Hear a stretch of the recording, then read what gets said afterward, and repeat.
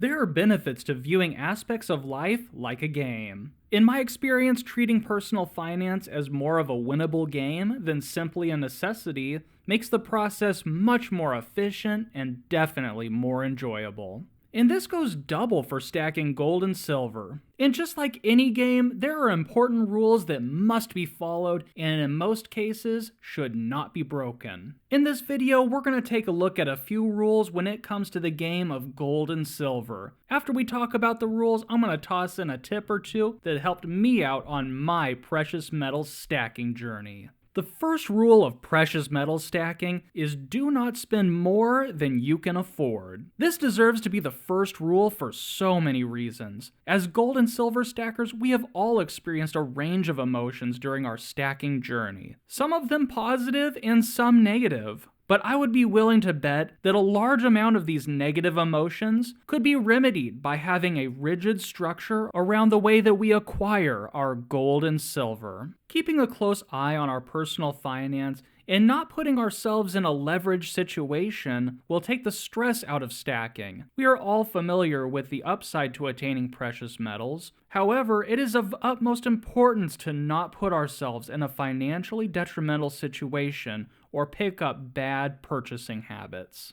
The second rule when it comes to the game of stacking gold and silver is to keep your stack safe. Unlike stocks or credit cards or even money in your bank, when you have precious metals, it is your responsibility to keep them safe and stored properly.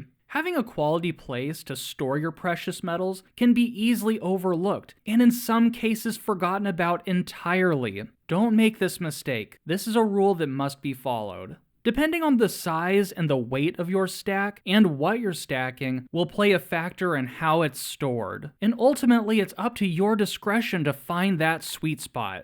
And the third rule that will help you win the game of precious metals is having proper expectations. If you're into quick money, precious metals is not the place for you, my friend. If you've been watching this channel for a while, you will know my position is that precious metals are money to be saved. Having improper expectations of what precious metals are and what they can do for you will leave you wanting. Quite simply, precious metals are not cryptocurrencies. Precious metals are designed to be a stable form of trade. And unlike currencies, gold and silver is a great way to store value over time. Anyone telling you that you will be a rich millionaire by buying gold and silver in a short period of time do not have your best interest at heart, and it would serve you much better to follow rule number 1. These are 3 fantastic rules to follow in the game of gold and silver. If I miss something important, head down to the comments and put your rules down there. On your way down there, make sure you freeze that like button.